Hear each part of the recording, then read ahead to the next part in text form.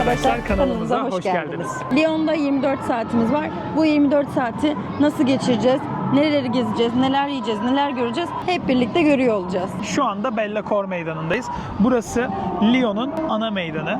Buradan birçok yere metro ile ulaşım sağlayabiliyorsunuz. Burası Avrupa'nın en büyük meydanlarından bir tanesi ve UNESCO Dünya Mirası listesinde. Lyon, Fransa'nın Paris ve Marsilya'dan sonra 3. büyük şehri.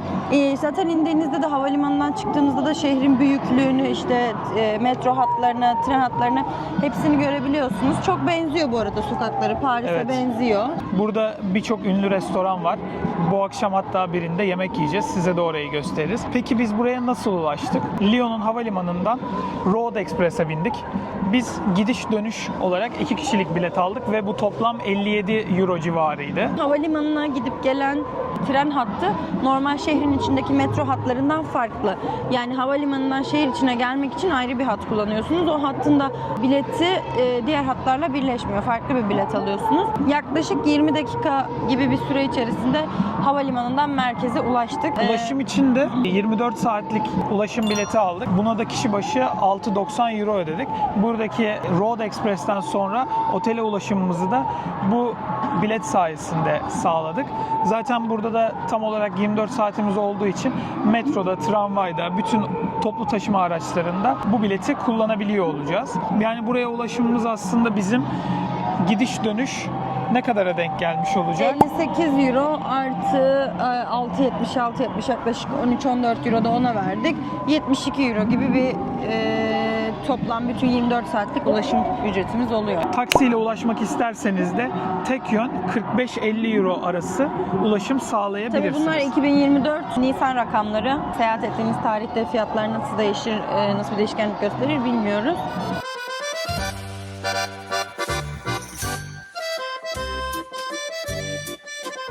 Rue de la Republic meydanına geldik. Burası da aslında az önceki meydan gibi bir meydan. Burası bir tık daha böyle etrafında işte markaların olduğu, kafelerin olduğu, oturma alanlarının olduğu bir yer. Böyle çok spesifik özelliği var mı deseniz öyle çok spesifik bir şey yok görülecek. Ama cadde olarak güzel, keyifli bir yer. Buraya da aslında Belle Cour Meydanı'ndan yaklaşık bir 10-15 dakikalık yürüme mesafesiyle birlikte geldik. Yürüme mesafesiyle ulaşıyoruz aslında. Fark ettiğim kadarıyla çoğu caddede bu noktada kesişiyor. Buradan gideceğimiz Evet, meydan gibi. Evet, burası da farklı bir meydanı. Normalde şu Ebru'nun arkasında şurada gördüğünüz yerde normalde su şovu oluyor, suyla dolu oluyor ama şu anda bilmiyorum belki sezon itibariyle olduğu içindir. Su yok. Biz şu anda Nisan 2024'teyiz ve hani üstümüzdeki kıyafetler böyle. Çok soğuk bir hava yok. Sadece arada bir rüzgar esiyor. Rüzgar olduğu zaman biraz üşüyorsunuz ama yani böyle buraya Nisan-Mayıs sezonunda gelmek gayet keyifli, rahat, çok sıcak olmadan rahat rahat gezebiliyorsunuz. Ne üşüyorsunuz ne terliyorsunuz. Arkamda görmüş olduğunuz bina Place de la Bourse. Burası Lyon'un Ticaret ve Sanayi Odası'nın genel merkezi. Bu binanın arkasında da tam olarak kamerayı çevir. Basilica San Bonaventura bulunuyor. Burası da buranın ünlü bazilikalarından bir tanesi. İçerisine gezmeye çalışacağız. Bir bakalım gelin içeride neler var.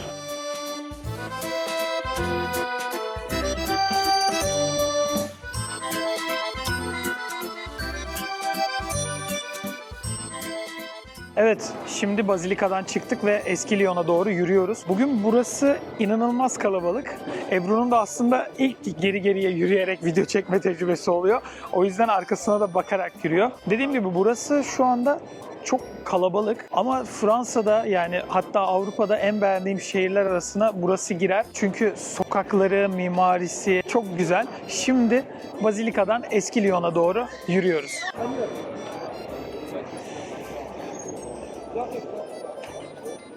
Zaten şu aradan da eski Lyon'un bir parçası görünüyor. Şimdi eski Lyon'a doğru yürüyoruz. Aslında eski Lyon bir paralel sokağımızda kaldı. Eski Lyon'un etrafında böyle sokak aralarında çok tatlı küçük kafeler, yemek yerleri ve dolanacak böyle mağazalar var. Gösterebilirsin onu da. Burada muhtemelen rezervasyon yaptırmanıza gerek olmadan oturabileceğiniz restoranlar yer alıyor. Biz hani Lyon bir gastronomi şehri olduğu için böyle ürünleri yerinde denemek için Michelin tavsiyeli bir restorana gideceğiz. O yüzden de onun öncesinde rezervasyonunu yaptık. Ama bu eski Lyon çevresinde bu tür restoranlara gelip rezervasyonsuz bir şekilde bu lezzetleri deneyebilirsiniz. Çok tatlı kafeler var, kafeleri çekebilirsiniz. Şu anda da çoğu restoran akşam servisi için hazırlanıyor aslında burada. Masaları şöyle göstereyim size. Burası muhtemelen akşam yemeklerinde çok güzel oluyordur. Yemekten sonra belki böyle kahve içmelik ve sokağın tadını çıkarmak için belki bir yerde kahve içebiliriz ama burada çok tatlı kafeler ve restoranlar var. Evet, şu anda eski Lyon'da Sen Nehri'nin üzerindeyiz. Sen Nehri'ni aslında daha önce Fransa'da Paris'e gittiyseniz veya duyduysanız Paris'te de bütün şehri çevreleyen nehir. Sen Nehri'nin bir kısmı burada Lyon'un da etrafından geçiyor. Böyle yaklaşık 4-5 tane falan köprü var şu an görebildiğimiz. Muhtemelen daha fazla köprü vardır iki tarafı birbirine bağlayan. Burayı bir tık şey gibi düşünebilirsiniz. Budapeşte'deki kısa köprüler gibi iki tarafı birbirine bağlayan köprüler var. Şu anda onların birisinin üzerindeyiz. Eski Lyon'un öteki yeni tarafına. şehire bağlayan köprüler bunlar aslında. Bizim daha demin gezmiş olduğumuz yerler Yeni Lyon'un şehir merkezi. Ebru'nun tam arkasında gördüğünüz basilika ve yapılar da eski Lyon kentine ait.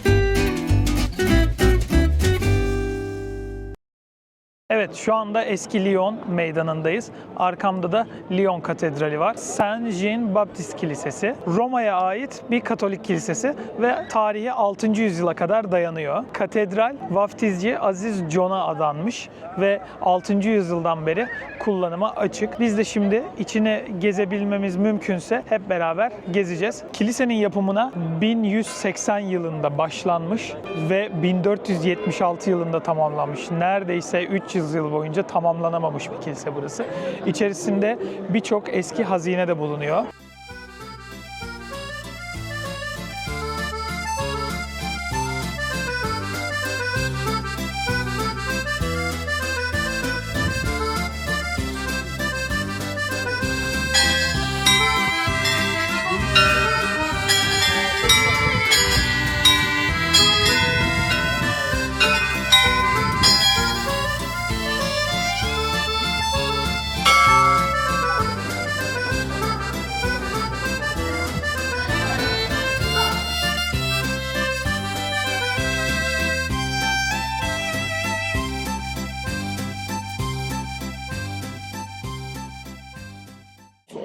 Şu anda Lyon'daki ilk yemek yiyeceğimiz restorana geldik. Buraya daha önceden rezervasyon yapmıştık zaten. Birkaç tane seçenek vardı Lyon'da yemek yeriz dediğimiz.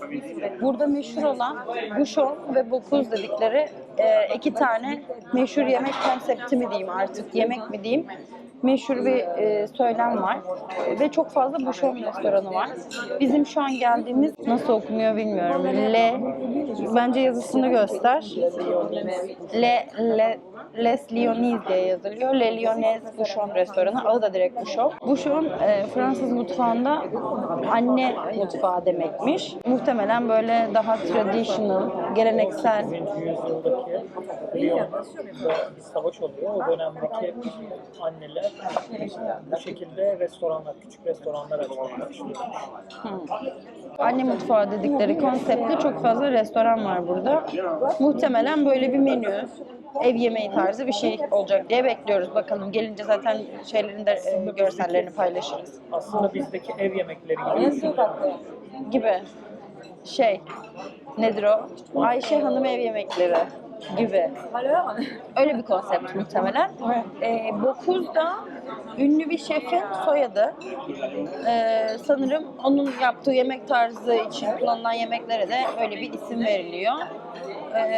Heyecanlıyız çünkü daha önce böyle Fransa'da yeni deneyimleyelim dediğimiz bir restoranda tatlı söylemiştik ama tatlı acı bir şekilde gelmişti. Yani böyle likörlü, viskiliydi, konyaklı bir tatlı gelmişti. O yüzden şu an böyle bir sürpriz yaşamaktan korkuyoruz. Burada oturduğunuz masa eğer 4 kişilikse ve siz 2 kişiyseniz yanınızda farklı 2 kişi oturuyor. Aynı şey farklı altılı masalar için de geçerli. Hatta böyle mesela yanımızdaki masada insanlar birbiriyle arkadaş oldu, kaynaştılar, sohbet ediyorlar falan. Yani öyle bir konsept var. Burada direkt kendinize özel bir masa yok.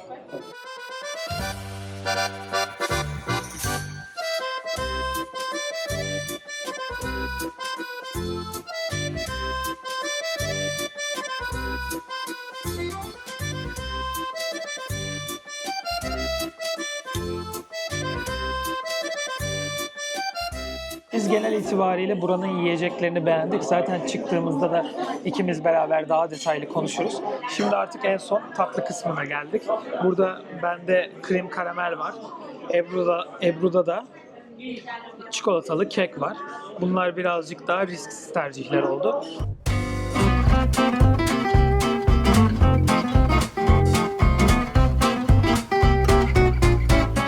Evet, bugünün muhtemelen son noktası olan Notre Dame Bazilikası'ndayız.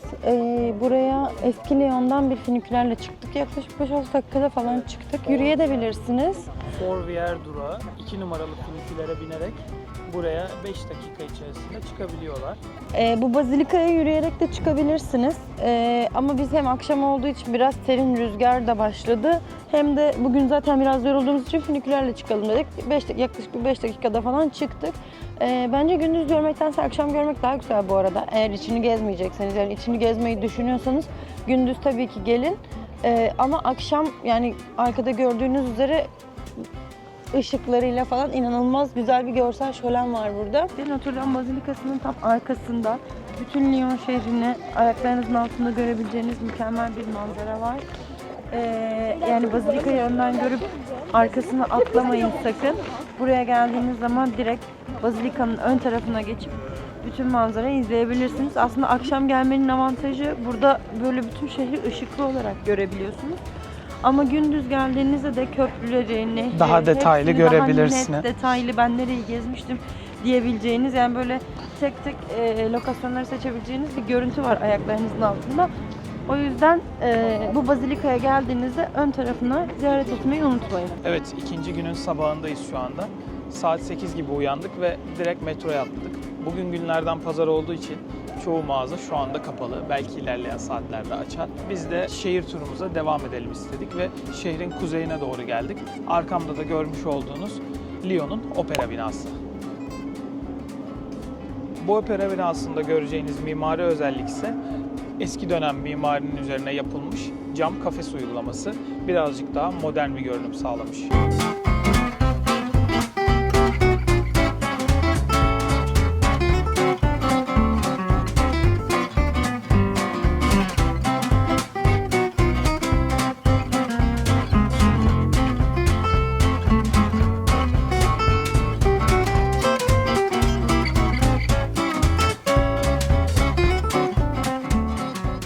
Evet, şu anda ikinci günümüzün gezi noktalarından biri olan Place de Terrox bölgesine geldik.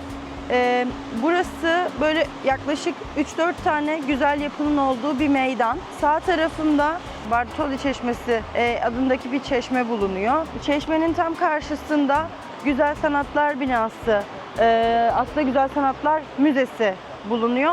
Ve tam arkamda da, yani çeşmenin sol tarafında da Tel de Ville adındaki Lyon'un en eski yapısı bulunuyor. Burası çok böyle tarih kokan, güzel, keyifli, ambiyansı güzel olan bir meydan. Dün gittiğimiz Bella Cor Meydanı gibi burası da aslında böyle kafelerin olduğu, restoranların olduğu ve tarihi yerlerin olduğu bir meydan. Burayı da mutlaka gezi listenize eklemelisiniz. Bu arada bu Bartoldi Çeşmesi ile alakalı birkaç bilgi vereyim. Bartoldi Çeşmesi'ni yapan mimar, Özgürlük heykelini yapan Bartoldi aslında. Bu yapıda da bir kadının 4 tane atı dizginlediğini gösteren bir görsel var. Mutlaka bunun da tarihi bir değeri, önemi vardır diye düşünüyorum.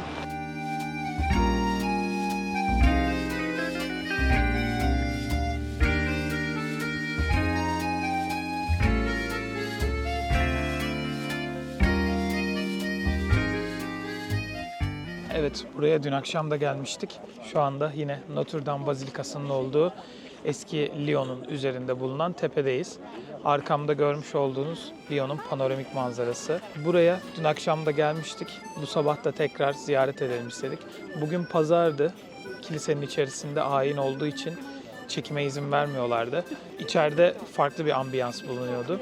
Şimdi de dışarı çıktık ve Lyon panoramik manzarasının keyfini çıkartıyoruz. Bugün şehrin panoramik manzarasında nerelere gittiğimizi, nerelere gitmediğimizi daha net bir şekilde görebiliyoruz. Buraya geldiğiniz ilk gün çıkarsanız nereye ne zaman gideceğinize daha rahat karar verebilirsiniz. Evet, şu anda uyandığımızdan beri daha hiçbir şey yiyip içmedik. Kahvaltı edecek bir yer aradık. Böyle yaklaşık 9-9.30'dan beri falan bir yer arıyoruz. Saat şu an 10.30 oldu. Oturabileceğimiz bir yer bulamadık. Yani böyle kruvasan kahve tarzı yapabileceğimiz bir kafe bulamadık. Muhtemelen pazar olduğu için böyle daha henüz kafeler açık değil. Biz de o yüzden böyle arkadaki tarzda bir fırından kruvasan ve brioche aldık. Doğuş brioche aldı. O brioche yiyecek. Ben standart olarak kruvasan aldım. Kahvaltımızı bu şekilde yapacağız. Ama muhtemelen kahve içmeye bir yere otururuz diye düşünüyorum. Öncelikle bir karnımızı doyuralım.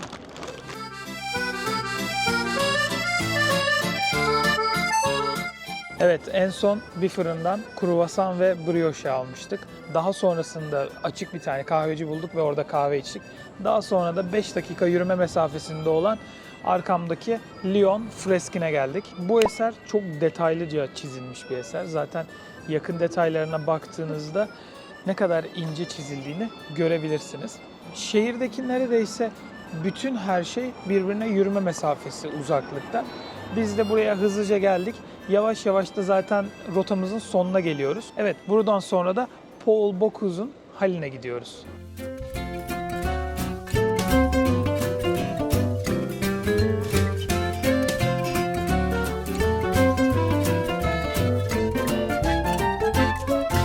Evet, şu anda 24 saatimizin yaklaşık bir son 2 saati falan kaldı. Les Halles de Lyon. Burası bir yemek hali. Böyle küçük küçük şarküteri, işte peynir, normal yemek, kruton vesaire gibi böyle küçük küçük büfeler var içeride. Burada böyle atıştırmalık alabilirsiniz, evinize götürmek için alabilirsiniz. Burası yani şarküteri tipi bir yemek hali gibi düşünebilirsiniz. İçerisinde birçok farklı usta aşçı bulunuyor. İstediğimiz gibi farklı farklı peynir çeşitleri, deniz ürünleri, şarküteri ürünleri deneyebiliyoruz ve satın alabiliyoruz. Burası ünlü şef, ünlü Lyonlu şef Paul Bocuse'un. Hatta Bocuse ismi de buradan geliyor Hali aslında. Fransa'da özellikle de Lyon'da ünlü bir şef. Lyon mutfağına yön vermiş bir şef. Paul Bocuse. Şu anda onun adını aldığı yemek halindeyiz. İçeriği gezerken de zaten videoda detaylı gösteriyor oluruz. Şimdi gidelim biraz bir şeyler atıştıralım.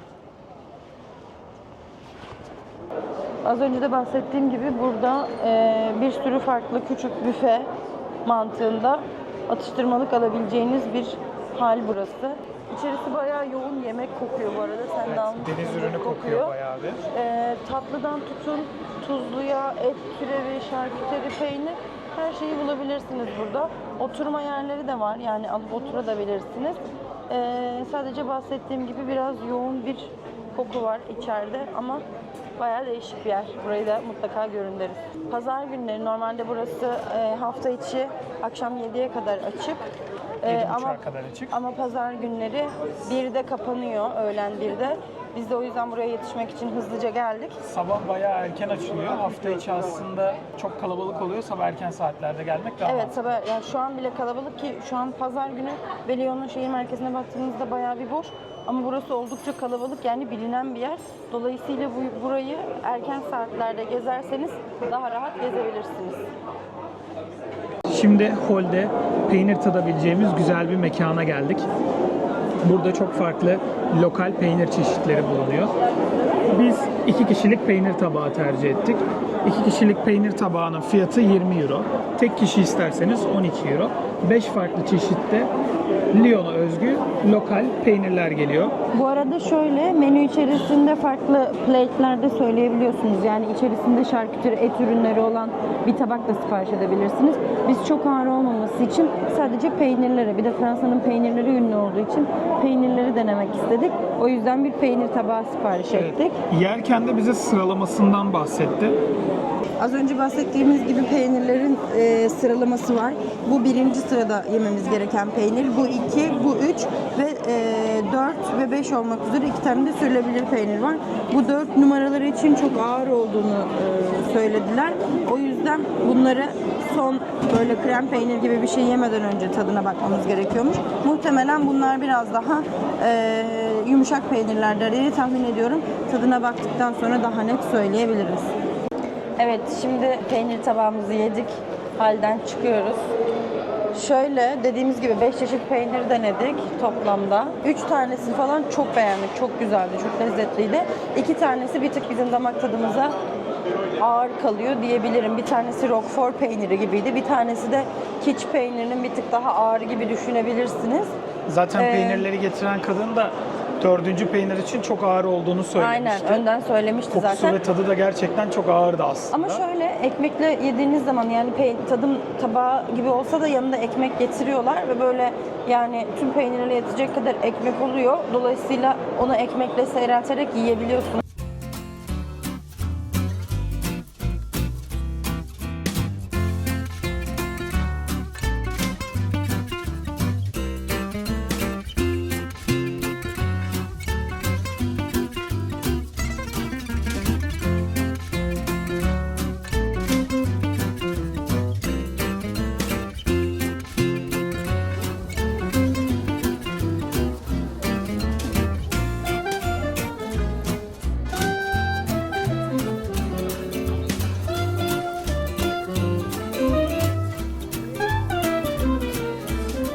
Normalde Aralık ve Ocak ayları arasında yapılan Lyon Işık Festivali'nin merkezi olan Jacobin Meydanı'nda videomuzu noktalamaya karar verdik. Burası aslında dün de biz Bellacourt Meydanı'ndan Republic Meydanı'na giderken yürüdüğümüz bir yoldu. Ama dün o kadar kalabalıktı ki arkadaki çeşmeyi fark etmemişiz bile. Bugün pazar olduğu için daha boş, kimse yok. Böyle sakin. O yüzden video kapanışını da böyle burada anlatarak güzel güzel yapalım istedik. Evet, istediğimiz yerde rahat rahat kamera açıp çekim yapabiliyoruz. Havada birazcık ısındı. Üstümüzdekileri çıkardık. Şu anda yavaş yavaş otelimize doğru dönüp buradan da havalimanına gidiyoruz. Sıradaki rotamız Roma olacak. Size de orada aynı şekilde video çekip paylaşmayı düşünüyoruz.